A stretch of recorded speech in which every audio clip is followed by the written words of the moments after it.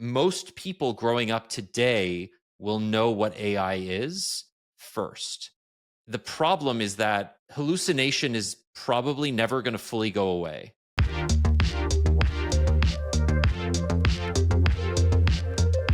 Hello and welcome to the Android Police Podcast. My name is Daniel Bader.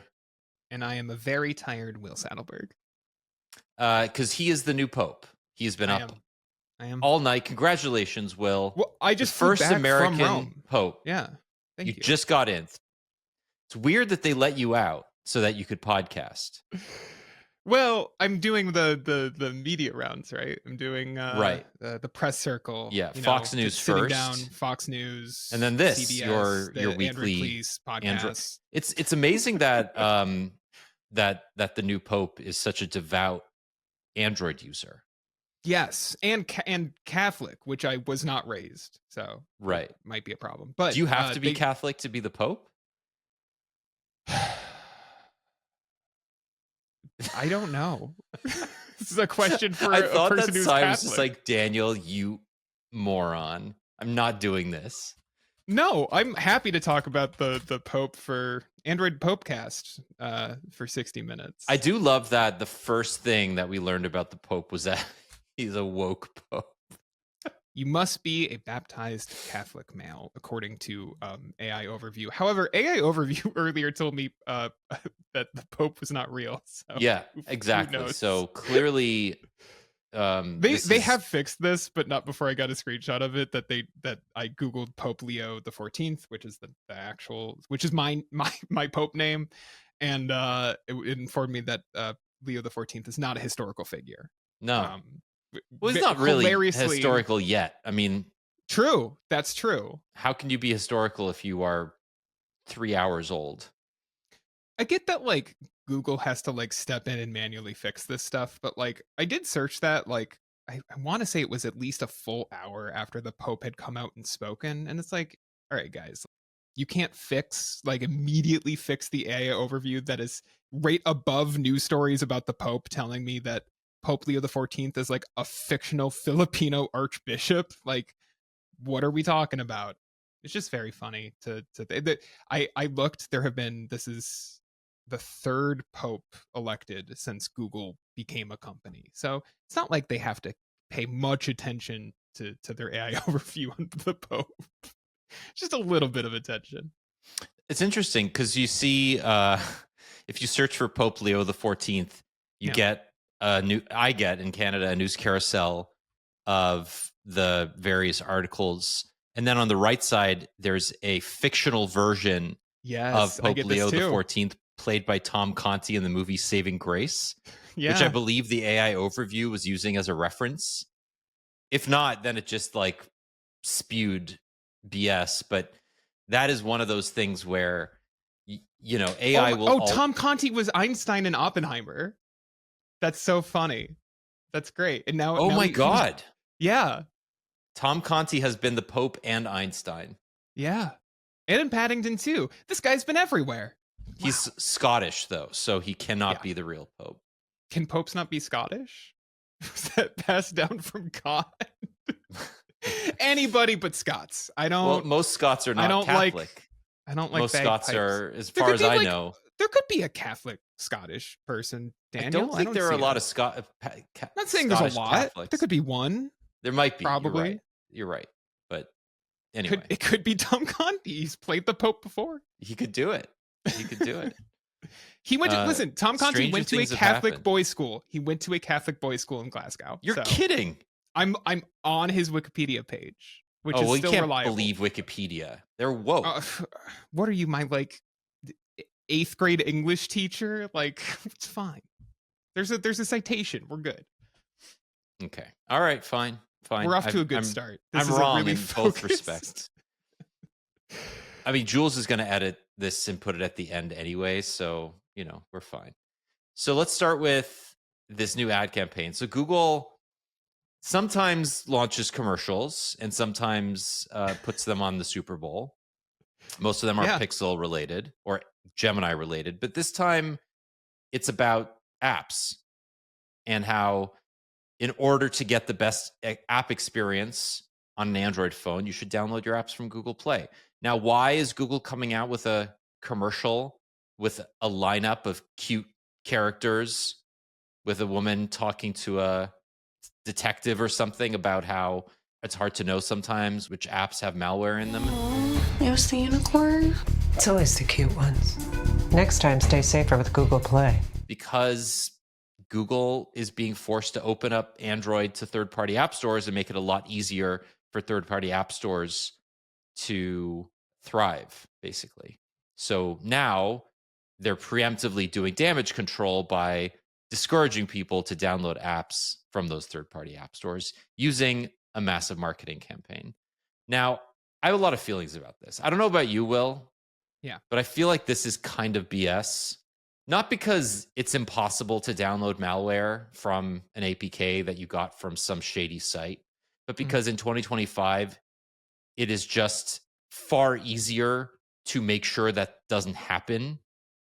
And at the same time, the proliferation of third party app stores is a good thing for all users. Just straight up, right? I can download. Unless that user is like the CEO of Google. Right. Yeah, But or the fact you're that a shareholder, I guess. you're seeing Apple and Google being forced to open up its, various ecosystems at the moment. Like, I get it from the perspective of the shareholder that wants Google to maintain a lock on app distribution on Android phones, for sure. Right? This makes sense. It's not like you're calling out Epic or calling out specific competitors, but with Google from its Epic trial being unable in the future to sign these agreements with OEMs and prevent third-party app stores from being preloaded on, say, a OnePlus phone or a Samsung phone, or in general, just being discouraged in future versions of Android from these scare warnings whenever you download an app or a third-party app store. Now, obviously, there are going to be warnings, but as we learned through the discovery process of the Epic versus Google trial, Google went out of its way to make it look much more intimidating than it actually is to download a third-party app store. And now we're at the point where Google, with Android 16 coming up, is going to be forced to make that process even easier. So preemptively, it's launching an ad campaign to discourage you from doing said activity. Yeah. This whole thing just smacks of desperation. This is the Yeah. same thing that Apple is doing by appealing the injunction that it was given last week against being able to offload people to purchase outside of the App Store, right? Apple said in a statement that it's going to lose between, hundreds of millions to billions of dollars by Which is so funny because it's like, okay, but you put yourself in this situation. Like, yes. we've all found ourselves in situations where we have to deal with something that has negative consequences, right? Like, oh, like you ran up your credit card debt too much or whatever, right? Like all of these things that it's like you can't go to a court and be like, nah, I don't know though. This might cost me money if I have to do this. Like, you put yourself in this situation, and by you I mean Apple, where from Tim Cook down, right? Like, that company made a decision to push forward on charging 27% on external links and to push the freedom that the court had given it to make these choices as far as it could go, and then to turn around and be like, but what about our free money tap? Why are you trying to shut off our free money tap? It's like, because the court decided you don't get to have that. And so I don't know, it's so funny to me to watch them be like, we need this injunction because you're going to shut down our free money tap we installed. The spigot is going to slow a little bit. That's the thing. It's not even like it's going to be off. Like, you're still going to have so many people who like do not want to jump through the hoops of like even just logging into like an Amazon account and the browser. They're like, I'll just buy it later or something. Like, it's nonsense. You're already seeing app updates across the board, right? We've seen Spotify, Amazon, Kindle. Yeah. And then today, Delta, which is oh, really? Yeah, it's a pretty good emulator. Updated I saw the this. app. They link to their Patreon now, right? Yes. Isn't it like a lot easier to sign up for their Patreon? Yeah. Yeah. And I love that, right? This is basically them saying, we're not going to make this a paid app, but if you want to donate, we're just going to make that process a lot easier. I mean, in that case, it's also killing me because it's like, Apple, you have another platform that already operates like this. It's called the Mac. Like, you were fine then. Like, I'm sorry, but I think you can figure out ways to generate revenue that doesn't involve like harassing your developers and restricting your users. That's not a good experience for anybody but your bottom line. And so I feel absolutely no pity towards that court decision. But I think, like, going back to Google, bringing this back to the original discussion, Yeah. Google lost that Epic case far more severely than It was like flipped, the Apple basically. equivalent. Yeah. And the reason that happened is because Google was underhanded in almost everything it did, right? It did not disclose these deals with Samsung that would have prevented third-party app stores from being pre-installed. It didn't disclose a lot of the stipulations that were given to other OEMs around access to Google services.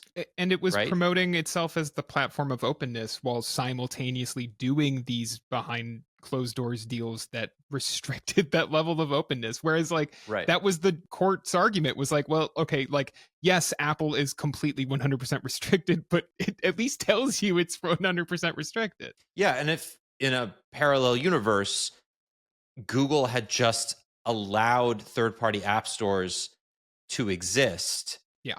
and made the Play Store a better experience, they would have won that lawsuit, or they What are wouldn't you have had talking the about? lawsuit to begin with, right? Epic The just Play would have Store, sued Apple.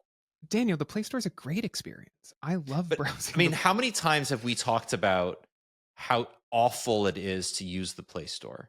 We've Yeah. spent dozens of hours on this show talking about How many times has Google told you it's gotten better? It's made it better now. I mean, It I it had that hasn't. conversation with the head of the Play Store Yeah. in late 2023. I would say using the Play Store today is actually no different than it was a year and a half ago. I agree. There have been no improvements whatsoever to app discovery, No. to purchase flows, to basically anything. I couldn't even tell you the last app I like organically discovered on the Play Store. It rather than like hearing about an app on social media or on a web like a news post and like going to find it directly. Like I can't even think about what that would be. Yeah. I downloaded an app called Stoic. It's like a journaling app. Okay. And the app was made for iOS. It uses iCloud Sync to sync between devices. And the Android version is clearly made with some cross-platform build engine or whatever, because the app is literally identical in that they didn't even change the sections of the app that mention iCloud Sync in this Android version. So to say that there is oversight happening on the Play Store is kind of ridiculous. Plus, Google just came out with a report last week saying that the number of apps on the Play Store has dropped by I'm so half. glad you brought this up. I have the TechCrunch article up next to the Apps Not Traps page because I wanted. So it's a little apples and oranges, right? Because largely speaking, this decline in apps on the Play Store was due to them changing last July, changing the minimum quality requirements for apps. So a lot of the pulled apps from the last year weren't so much like spam or malicious as much as they were like broken applications, test applications, text only applications, and so on.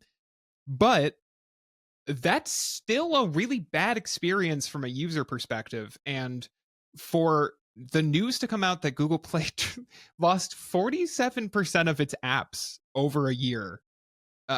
And then a week later, Google's like, download apps, not traps from the Play Store. Like, there is a level of, you guys were hosting, I guess we should say, by App Figures, which is an app intelligence provider, by App Figures analysis, you guys took off 47% of your apps over the last like 15 months. And you want me to think that this is the sign of a healthy, thriving app store? Maybe it will be. Maybe it is now. Maybe it will be now. But to me, that sounds like you were not doing your due diligence in running this in a way that is friendly towards users. No, of course not. Yeah. Even with half the number of apps, there are still thousands of garbage apps on the Play Absolutely. Store. Well, and then for Play to be like, oh, we run 10,000 safety checks and we help you avoid digital traps and you can use our billing system and everything's so secure. And it's like, all right, but you took off so many garbage apps that shouldn't have ever been there to begin with. So I don't know. I find this entire marketing campaign to be to fall flat. Like It's disingenuous. It yeah, is. 100%. Especially today. Maybe 10 years ago, claiming Mhm. that the Play Store was like the sole access point for safe app downloads. Maybe. But today, Yeah. not a chance. Nice try, Google. All right, let's talk a little bit about this Material 3 Expressive leak. So Google published early a blog post that it would have published next week during I/O, and we knew that Material 3 Expressive was the name of the updated material design, but now we have tangible evidence of what it's going to look like. Updates to the clock app have been detailed, and I don't know. Honestly, I like it. It's a pretty big shift in a lot of ways, but it's kind of more in your face. It's Yeah. very kind of movement heavy. It's a bit more dynamic, which I like. Right, like Yeah. the sizes of buttons are morphing and changing. It feels a little bit more modern. Yeah. It's still going to be identifiably Android, right? Like you're not going to look at this and go, okay, this is a completely different operating system. No, although some of these, and I'm not going to get too worked up over some of the elements that I don't like because we've gone through enough material design introductions from Google over the last like more than 10 years now, actually. I still remember when they first debuted material design and they showed off the music player app. They were like, Mhm. "Look at this beautiful material design music play." And like that never happened. That was just a mock-up that like never came to Google Play Music or YouTube Music after it. I bring that up specifically because I think that we should say 9 to 5 Google spotted this blog post that went up early. They have saved all of the screenshots as well as the blog post, although not with all of the images has been saved to the web archive. But this music player specifically looks so bad to me because it's like it's trying to be cute and artsy with like how it's displaying the albums, but you end up with like a lot less information on page. You don't see any songs as opposed to the comparison of the non-expressive concept design, which looks it might just be YouTube Music. It's been a minute since I've used YouTube Music. If not, it's certainly designed to look like YouTube Music as it is today. And it feels a little too over designed to me in that other elements of this feel like natural evolutions of Material U a few years ago. But yeah, I find it more interesting how their blog post is kind of talking about what they're like aiming to do, how they're both trying to win over younger users, but also they refer to it as like leveling the playing field with quote unquote older users and making it easier for them to like understand how to use their smartphone, Yeah. which is a very weird thing to do in 2025. Are we not really kind of there? Like you either know or you probably will never know. And I don't mean that in a mean way. It's just that like smartphone adoption figures I feel like have been pretty stagnant for a while. They slowly increase every year, but like only because they're not going to go down. You have one. You've had one for a decade at least, right? Like I don't know. I this feels like a mission that would have made a lot more sense 10 years ago. There's moments where it's like expressive design enabled older users to spot the key interactive element on the screen just as fast as younger users. And it's like it almost feels a little ageist to be like, really? Like you don't think like an average older user could find the play button? But I need to see it in action and I need to see what it actually turns into rather than just like a lot of design mock-ups because again as I said, just because Google has designed this to look like something doesn't mean it will actually make its way to every phone. I mean, for example, like the battery icon, we've seen what Android's new battery icon looks like in leaks and like it's different than what's in these design documents. So like but simultaneously we've seen the new clock app which looks very similar to the clock app in these documents. So like there will be some of these elements that transition into like software you actually use on your phone this year and in the future, and there's elements that won't. Yeah, I think it's important to understand that Google incorporates elements of its design language both on the operating system itself, which Yeah. the impact is minimal, actually, because because it's only going to hit pixels. exactly. Yeah. But it also makes those changes to Android apps and iPhone apps, Yes. and on the web too, in some cases, that are used by billions of people, right? So the Pixel might get a nice visual update with Android 16, and that's fine for the and million Samsung or so will people. adopt some of this probably in the way that they adopted some of the like dynamic theming from Material U, but yeah, a lot of this will be left just to Pixel. Well, I think what's interesting here is Samsung with One UI 7 became a lot more intentional with the changes that it made to its visual style. Yeah. And, say what you will about the rollout, but that intentionality comes with a maturity that I actually really like. And I appreciate many of the changes. And what's fascinating to me is outside of Samsung, there are two blocks of visual designs taken by other Android manufacturers. There's the sort of OnePlus Motorola of the worlds. Well, not even OnePlus, because let's say the Motorola's, the Sony's, that are basically just going to take what Google makes and sort of reinterpret it in small ways. And then there's the Chinese brands like Oppo, Vivo, Honor, and then OnePlus that recreate iOS for all intents and purposes, And it's strange to me that an increasing number of Android phones sold across the world resemble iPhones more than Pixels. Yeah. Right. And I'm not just talking about the physical hardware. I'm talking about the experience of using the phone. And what we've seen from Android 16 leaks so far is that even Google is taking elements of iOS, right? The split notification shade, the increased amount of blurring, the focus on lock screen customization, things like that were once stalwarts of like the Android space that then faded away over the years are now coming back because they've been repopularized by Apple. Yeah. And it's always interesting, right? Where you have Google, which has also a huge amount of intentionality with its design language, but it has to be very careful where it rolls it out. It can't change the way Google Maps looks overnight. Right. Lest it disrupt the billion people a day that use it. But it also cannot have its Android apps look completely different than its iOS and web counterparts. So it sort of has to strike this balance that starts on Pixel phones with Android and then slowly proliferates over the course of a few years to its app ecosystem where it really has that big impact. Yeah. It's fascinating. And I mean, honestly, you're right. Like, it's hard to say what this will look like at the end of the day.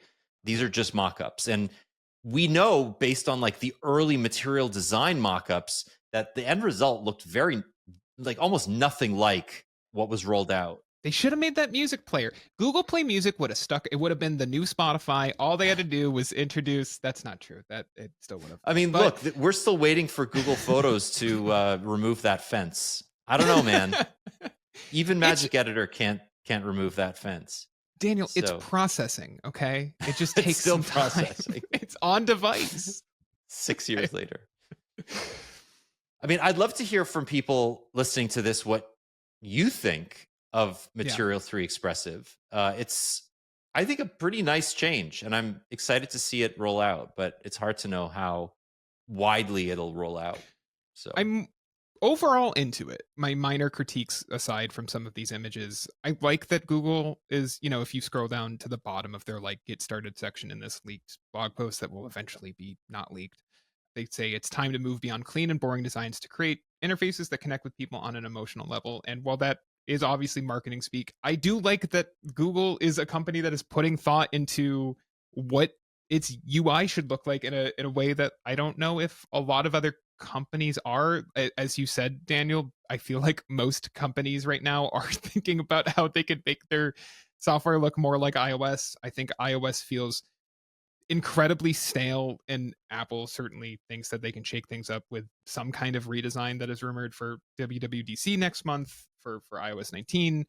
I'm happy to see Google thinking about this and sticking with striking out on its own, but as you said, we'll have to see it in action. And also, like, you brought up all of these missing features that are like hilariously on iOS now that used to be on Android. And it's like the other thing I'd like to see Google do is bring some of that customization back to the Pixel specifically, because I think a lot of that stuff did not leave. One UI's launcher is very customizable, largely speaking. Like Oxygen OS is very customizable.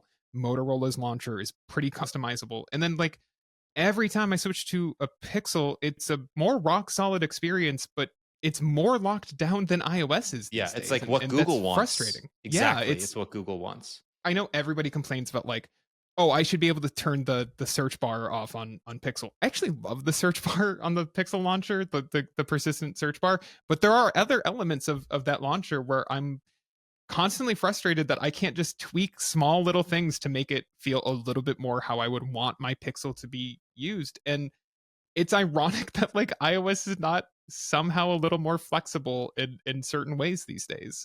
Not in a particularly good way. I think it's pretty janky over on Apple's side of the fence, but nonetheless, those options do exist. They are there. I also think it's worth mentioning that as of April 1st, only 4.5% of devices in the Android ecosystem connecting to the Google Play Store are on Android 15. Well, that's because of Samsung. I know, but that's the thing, right? Is Yeah. we're talking about this update to material design will impact such a small number of users in the short term. Absolutely. And it really only gets important when those app updates hit the wider ecosystem, Yes. right? We're not even like Google Clock is not a thing that is preloaded on most phones because Samsung has its own clock app and Oppo has its own clock app, right? YouTube Music is preloaded on every Android phone. Google Maps, Google Photos, that is where we're going to see the big impact of this new design language. Yeah. And as we know with Google, those troll outs often take months, if not years. So don't expect like day one, Android 16, people are going to really feel this impact. I don't think most of Google's I mean, okay, not most, but I don't think Google had finished updating its apps to Material U support by the time Android 13 launched. I think there were from what I remember, and I'm not going to be able to come up with the list, but I do believe there were a few that like got their updates post Android 13, not Android 12, which was a full year later. And so this might launch, at I/O and in earnest, but realistically, this is the next 18 months of Google's app updates is this. And just like very quickly talking about like Apple and Google again, this week Eddie Q went back on the stand to talk about this search deal, the $20 billion a year search deal. Yeah. And it basically said like Apple is looking at alternatives to Google search, and that is not like they're not looking at DuckDuckGo. They're not looking at Bing. They're looking at Perplexity and ChatGPT as search replacements. And so many people have said like, hey, Apple, why don't you just make your own search engine? And what might come of the antitrust trial against Google is that not only is Google going to be forced to open up the back end of its search product to third parties, but we also have now pretty mature search products from OpenAI and Perplexity, even Microsoft. And I think it's very interesting, right? Like, is it going to happen on its own that Google search is going to lose its dominance? Google search is still the primary profit driver for this company. It's unclear to me what it's going to look like in 10 years, right? Are you going to go to google.com and get a search bar? or is it going to be something completely different? Like this is it'll be Gemini, right? Like, I mean, yes, it'll be a search bar, but like yeah, what will the result be? And how will people like I just it's hard to say, right? If people are going to want that kind of experience by default. yeah. It's so weird to me. I really struggle with this because you listen to people at either those in charge of AI companies like Google or just people who are bullish on AI, and they're like, well, yeah, like, of course, we all want to be able to talk more naturally to our devices. And it's so weird to me that I'm like, I really like reading David Pierce's Weekend Post Installer, right? I believe Installer at The Verge. It's like a fun Sunday morning read, but like he pointed out this week that like Kayak launched kayak.ai, which is like a beta application that you can go to. It's a website, but like it's a beta tool that you can go to, and essentially instead of using drop down menus and everything to plan your travel, you can type in like, I want to go to San Diego from blank to blank, and it will start generating results for you in a more natural way. And to me it's like, is that really faster and easier to use than menus? Like, I don't know. I really struggle with this. I feel very behind the times with the way people talk about how they want to talk to things in natural, realistic language, where I'm like, no, I want to get this done as fast as possible. I want to type in my 3 or 4 search terms and get the thing I'm looking for, not type 18 sentences and then hope that like the thing can figure out what I'm looking for. And it's the same with tools like Kayak or whatever. It's one thing to do like a travel itinerary, which is the constant demo you'll see from companies like this, but maybe you disagree with me here, Daniel. I'm curious to hear your thoughts, but it's just not like maybe it is just because I am of the age where like they were sitting me down in front of a computer when I was, still in elementary school, like a early Windows. I think my elementary school had Windows 98 machines, but maybe it's just that I was raised in this very specific way of using search engines and file managers and whatever, that I don't want to stop doing that feels like the fastest way for me to like do the things I need to do on a computer. But I don't find that like trying to type in prompts in a more naturalistic language is actually faster or gets me what I'm looking for. I agree with that, but I don't think it's a matter of it not being inherently better. It might be. It just for me, it's more about speed, right? Exactly. No, I'm in this. Yeah, 100%. But like if the first result of an AI search is the best result most of the time, and it spits it out at the speed of Google search, that's when this becomes a better Sure. experience for most people. But We're right not now, there it's yet. neither more accurate nor Yeah. faster No. or as I mean, fast. even that Kayak thing, I was testing it out for a list I'm writing, and it was very slow. And it took probably 45 seconds to suggest flights to me, and all I did was I asked for flights to San Jose around the time of Google I/O, and it took like 45, 50 seconds to load. And meanwhile, I'm comparing it to Google Flights, which is how I plan all my travel. You can hit those drop down menus in 5 seconds and get a result pretty much immediately. And it's one of those things where I'm like, this didn't speed up or make anything easier. It just was less clicks, but then I'm just sitting there staring at a screen. So, Yeah, I know. But the thing that I keep coming back to is that there is so much momentum in this space yeah, that it's unlikely we will be allowed to stay still. that's how it feels. Yeah. It's almost like Comcast is realizing that cable's dying, so it's launching the streaming alternative. And Right. yes, cable is still here. People subscribe to cable, but now that sports are on Netflix and Amazon and every other streaming service, Mhm. the death of cable will accelerate and eventually it will die. And NFLstreams.com. That's where I watch all my football games. Very, very legal. Very legal. and I think that my mom still has a landline, right? So she still spends like $10 a month on a landline. Like I've never owned a landline. I don't have a cable subscription and I never have, right? So I think eventually as Gen Z and Gen Alpha grow up, there will be a period of time where there's a crossover. Yeah. But most people growing up today will know what AI is first. The problem is that I think, I never want to say never, but hallucination is probably never going to fully go away, right? No, I can't imagine how it would. Like, I can't imagine a world where an LLM powered chatbot is at 0% hallucinations.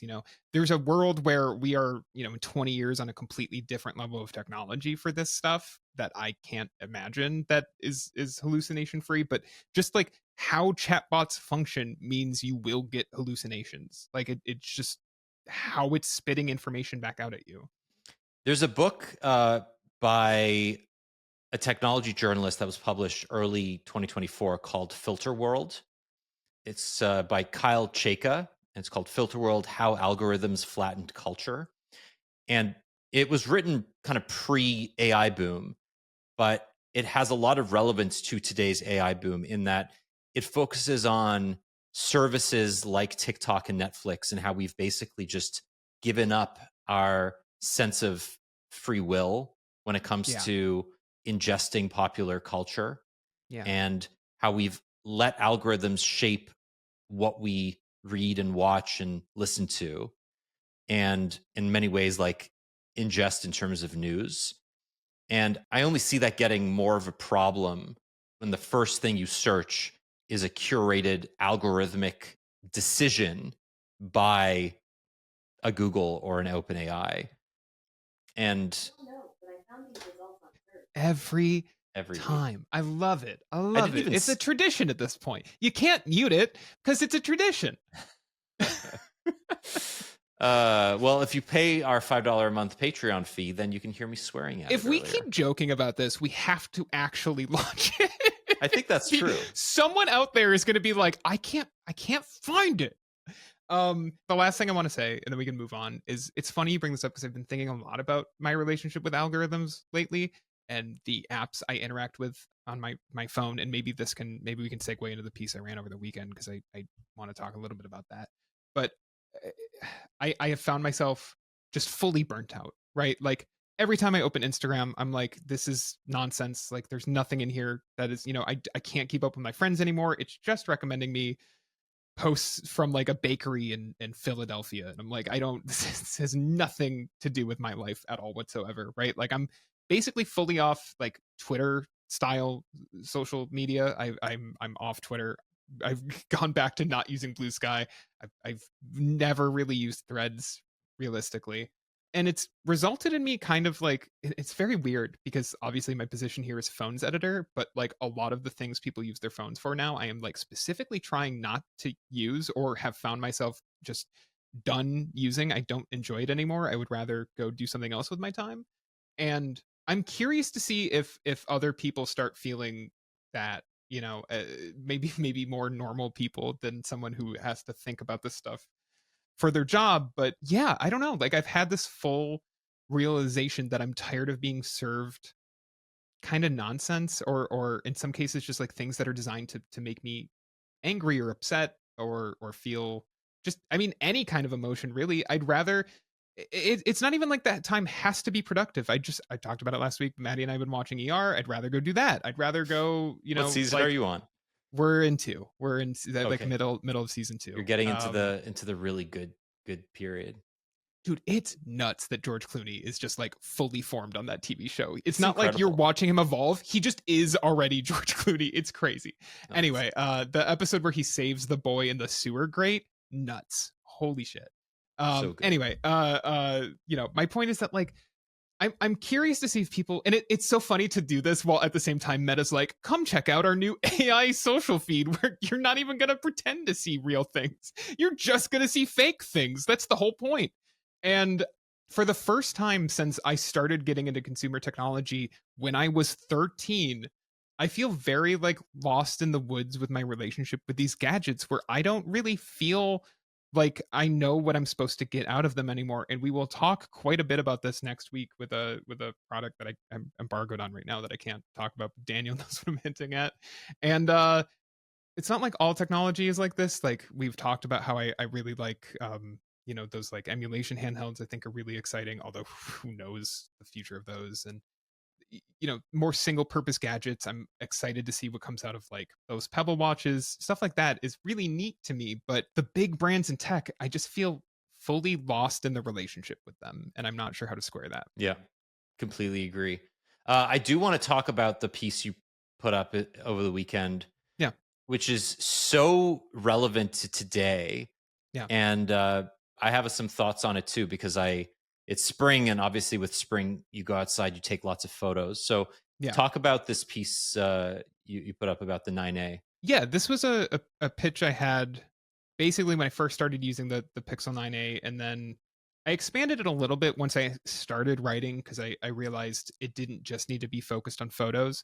But my original piece was, or my original idea was basically that the best combination of gadgets you can buy right now, the best way to spend a flagship smartphone's worth of money is not to buy a flagship smartphone. It's to buy something like a Pixel 9a. I also mentioned the OnePlus 13R in the piece as a more performance focused alternative, but a $500-$600 mid-range device, and pair it with something like a point and shoot camera, or if you can get a used mirrorless kit on eBay or something, you can certainly pick up all sorts of like fun cameras, and largely speaking, like, you're going to get better shots with dedicated camera hardware, even if it's just kind of a point and shoot. I know I was talking to AP's Taylor Kearns about this piece before it went up, and he told me that he straight up bought the Pixel 9 Pro purely because of the telephoto lens on a smaller chassis, and he regrets it because he's going to get better shots with a real camera, and all he's left with is a phone that like is basically kind of just a slightly nicer Pixel 9 that was cheaper. He could have bought the cheaper model. I expanded this a little bit more in the piece to include, like, let's say you're not into photos. Let's say you're big into video games. Okay, you can buy a Pixel 9a, and instead of spending $1,300 on a Galaxy S25 Ultra because it's got a very powerful processor in it, use that money to buy a Steam Deck. You're actually still saving money or coming out about even, and you could play Elden Ring on a Steam Deck. You can't play Elden Ring on an S25 Ultra. It kind of doves into what I've been talking about a lot over the last like year, probably, which is that I think the idea of phones as jack of all trade machines should probably start to die, and we should maybe reconsider that there's a lot to appreciate about a device that does something really, really well. I think there's a reason e-ink e-readers never went away, even though, like, I remember when the iPad launched, people were talking about it as a Kindle killer, and it didn't, because the Kindle and books and every other assorted e-reader, they're just better at it than an iPad. And I think the same is true for taking photos and for playing video games. And obviously for listening to music, because the Yes. Pono I mean, is still the look, most popular music player on the market. I don't know how many times I need to tell Apple on this show that they are listening to. And let me say, I'm on their mailing list now for Apple TV. I get Apple TV PR. Anyway, I know they're listening to this. They're not. $1,000. I will give you $1,000 for a modern iPod Classic. Just make it. Just make it, Apple. I will pay you the money. With a headphone jack. That's the thing. They'll never ever put a headphone jack in anything. I would be again, but I like except Bluetooth for earbuds. I like Bluetooth earbuds. If an iPod, I'm just repeating myself, but if an iPod Classic came out with Apple Music support and Bluetooth support, done. I'm sold. Give it to me. It got to have a click wheel. I've said that before. Okay, that part I don't really get, but what's the point of it? Then it's just an iPod Touch. Whatever. Jules, you can probably cut that. I've touched on that so many times. Yeah, I don't know. I guess my point is that, like, there are obviously certain gadgets, like, you don't need a PDA. I'm not saying that there aren't things that a smartphone replaced that weren't good that it replaced, but the idea that you should only ever have one device and it should do everything and you should spend $1,400 on it. I mean, this is the argument for foldables, and I think that's why I've had such a difficult time squaring the value proposition of a foldable, which is that the stuff that it's trying to replace, it doesn't do a very good job at least in their current state. And maybe it's okay to buy a Pixel 9a and be like, yeah, its gaming performance isn't as good as if I had bought a $1,300 smartphone. And yeah, I'm not going to take my Steam Deck everywhere I go, but when I do have my Steam Deck with me, I'm having a much better time than I would be if I was playing some garbage gotcha game from the Play Store, which is a weird place to find it because I hear there you download apps and not traps. So it's interesting. But let me know what do you think? Let me. I've been talking long enough. I Go agree. ahead. Actually, I was going to bring up the same point about foldables, but I think the fact that we are all coming to the same conclusion about phones, that Yeah. by being jacks of all trade, they suck time Yeah. in ways that we don't actually feel is valuable or Yeah. useful. And by ascribing intentionality to particular objects, we are ascribing intentionality to the things we participate in with those objects. I can read a book on my phone, but the quality of reading on my e-reader is higher. I can Yeah. play a game on my iPhone.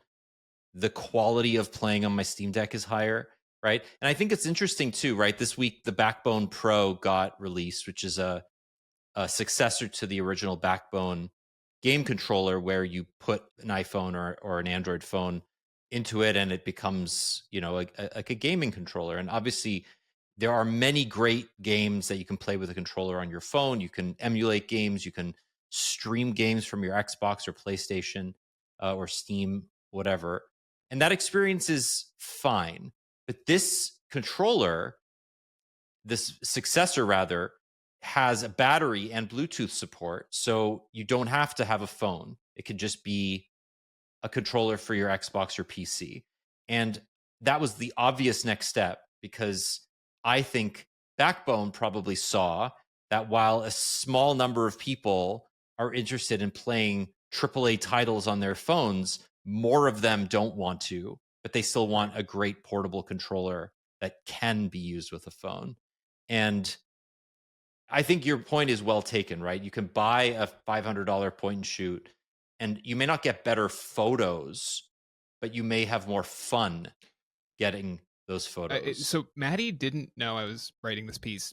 Obviously, I didn't talk about it with her, but it's so funny. I was talking to her this morning about this idea, and she was at a bridal shower on Sunday, and someone had like a point and shoot with them, and she was like, "We had so much fun taking photos and not looking at them after to be like, did it come out okay? Like, how's it look? Do we need to take another one? Can we post it on Instagram?" It was just snap a photo, move on, and like obviously you can do that with a phone, but I think 15 years of Instagram have trained all of us to immediately look at the photo to see how it turned out. Should we retake it? Oh, I don't like how I look in this. Oh, this is a bad selfie.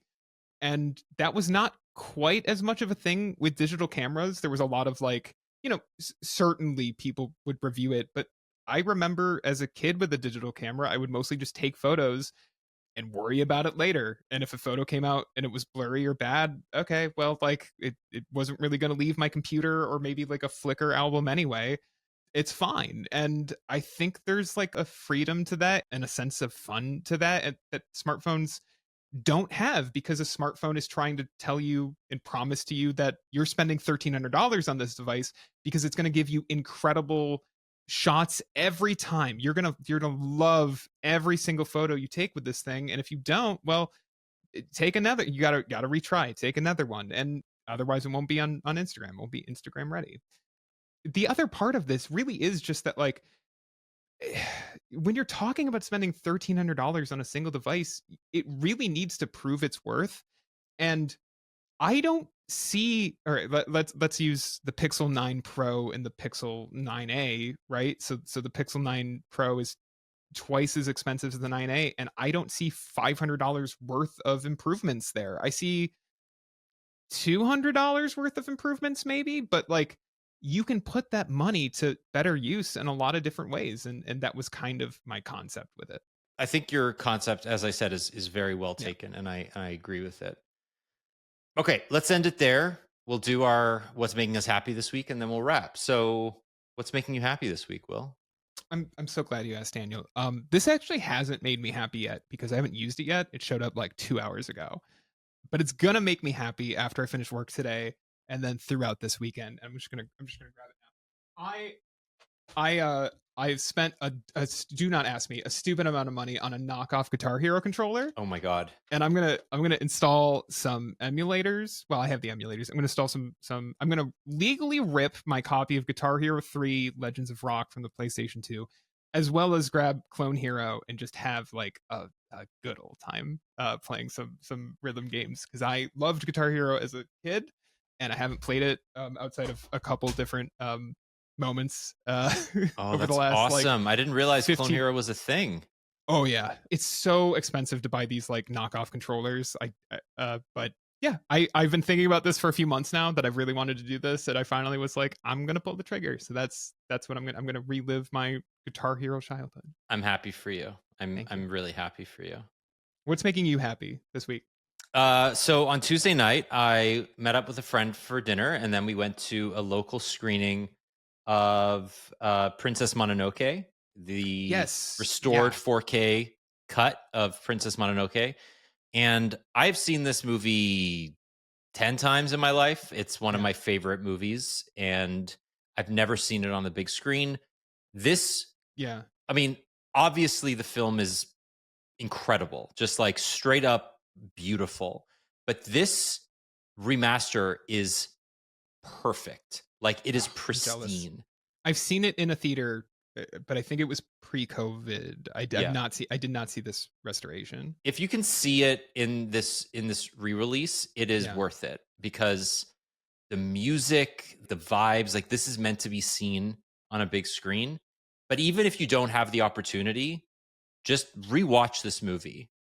It's excellent. It really does hold up. I need to too, because I can't remember if you and I have talked about this, but like of the Miyazakis I've seen, it's one of my least favorite, which is to say I still think it's a masterpiece. That is just kind of the quality of his filmography, is that like the 5 or 6, I've not seen all of them, but the 5 or 6 I've seen, that was the one.